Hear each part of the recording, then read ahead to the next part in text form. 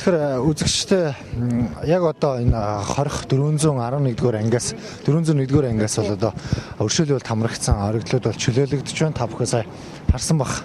Нэг ялаас чөлөөлөгдсөн өршөөлт хамрагдсан энэ хүн бол ээжтэйгээ уулзаад маш баяртай. Ээж нь бол одоо нүдэндээ нулимстай ингэж ухтаж авч байна. Нийгэм энэ хүмүүсийг яаж хүлээж авах вэ гэдэг асуудал бол өнөөдөр тулгамдаад байгаа. Ямар ч тач энэ хүмүүсийг нийгэм гэмт хэрэгтэн биш зүгээр энгийн хүн амьдрахын төлөө явж байгаа хүмүүсээ гэж хүлээж аваасаа гэж хүсэж байна гэдгийг бол хууль зүйн сайд хэлсэн юм а.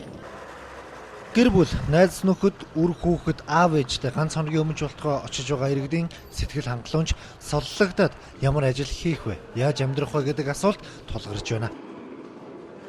За та хэнийг хүлээж байна? Нөхрийгөө? Нөхөр чи хэдэн жил суусан? 2 жил суусан л да. Бол 3 жил 3 сарттай юм байгаа.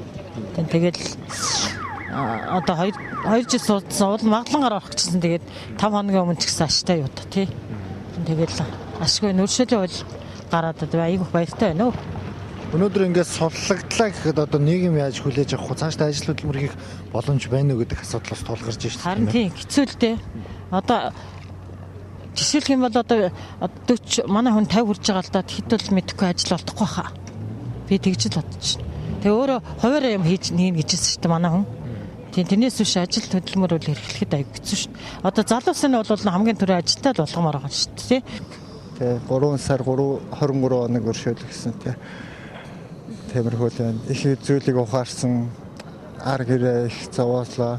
Тэгээ үр хөвгтөө өнчрүүллээ тий. Энэ бүхнээ эргүүлж олж авнаа. Одоо ер нь нийгэм яаж хүлээж авах вэ гэсэн айдас танд байна. Тэр талаар бол нэг тийм нийгмийн талаас бол айдас бол нэг тийм төрөхгүй байна. Зүгээр яг хөө нийгэмдээ хүмүүсийн дунд ороод дуусч байгаа учраас зөвхөн ялгарч үлдэж байгаа хэсэг биш нийт дундаа ороод холилдоод явахаар бол нэг тийм гадуурхагдаж барих эмзээр хүлээж авах тийм асуудал бол тулгархгүй байхад гэж бодож байна. Одоо хүнтэй ажиллах амьдрал гэж бодож байна тий. Тэгээ хүн болгоно одоо яа. Зандаа шилжих юм шалгатай.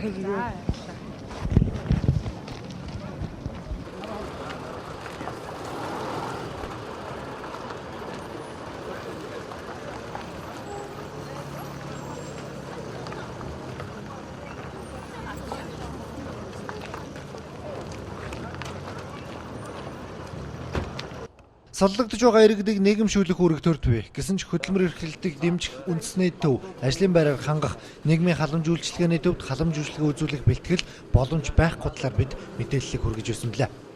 Халамжийн төсөвдөр ямар нэгэн одоо өршөөлийн хуультай холбоотойгоор тийм төсөв болов суугдаагүй. Нэгэнт одоо хууль нь батлагдаад хэрэгжихээр бол манай халамжийн сан дээр мэдээж нэлээд хүндрэл ачаал бол үүснэ.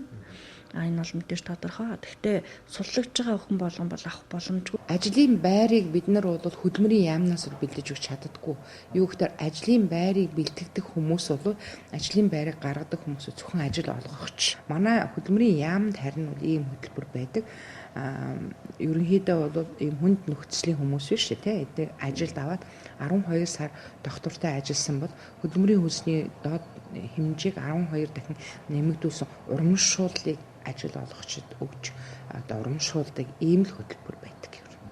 Харин хууль зүйн сайд зорилгож ав энэ асуудлыг анхааралтай хандуулсан хөдөлмөрийн яамтай хамтарч ажиллаж ажлын байраар хангах ажлыг эхлүүлсэн гэдгийг мэдгдлээ. Манай цагдаагийн байгууллага, шүүхийн шийдвэр гүйцэтгэх байгууллагууд, орон нутгийн төрийн захиргааны байгууллагууд хөдөлмөрийн хэлцтэй хамтраад энэ хүмүүсийг ажилд амьдралтай болгох талын юм хөөцөлж байна. Тэгэхээр одоо ял эдлээд гараад ирсэн байтугай зүгээр явж явсан хүртэл ажилгүй байгаа үед бол бүгдийг ажлаар хангаж чадахгүй байх. Гэхдээ эхний ээлжинд одоо энэ суллагч байгаа хүмүүс дотор эхний ээлжинд өгтөл нэг 68 хүн бол одоо орох хоронгүй юм улсууд байна. Суллагдсан хүмүүс дахин гэмт хэрэг үйлдэхгүй гэсэн айдас иргэдийн дунд бий. Тэд ажилгүй, орлогогүйгээс үүдэн дахин гэмт хэрэг үйлддэг гэдгийг судлаачид баталгаа. Энэ шалтгаанаас гадна шоронгоос суллагдсан хүмүүсийг нийгэм ялтан гэж хүлээж авдаг. Ад үздэг нь дахин гэмт хэрэг үйлдэх шалтгаан болдог байна. За яаж ингэж нэг ажилд орчлоо гэж бодоход та бүхний хамгийн эхний анхаарах зүйл бол та бүхнийг хөндлөнгөөс хүмүүсийн харж байгаа харц, хэлж байгаа үг үнэлэмжийг төвчж давж гарах асуудал байна. Түрүүчийн би хэлсэн. Энэ хулгай шүрээд ирдэ гэдэг үг бол өдөр болгон сонсогдож магадгүй. Энд уурлахгүй, энд бухимдахгүй төвчээр зааж энэ хүн үнэхээр ажил хийж амьдрах гэж байгаа юм байна гэж энэ тэр хамт олонны тэр хүмүүсийн итгэлийг аваад авсан тохиолдолд хүмүүс та нарт итгэж эхэлнэ. Итгэж эхэлсэн тэр үед та бүхэндийг муу нэрээр нэрлэдэг тэр үгээ хүмүүс татаж авах болно. Тэгэхгүй тэгээд тэднээсийг шоглоод тэднэртээ сөргөлдөөд ингээд авах юм бол тэр хүмүүс та нарт сайнаар хандахгүй, за эргээд ажилгүй болно, амьдрахад төвөгтэй болно.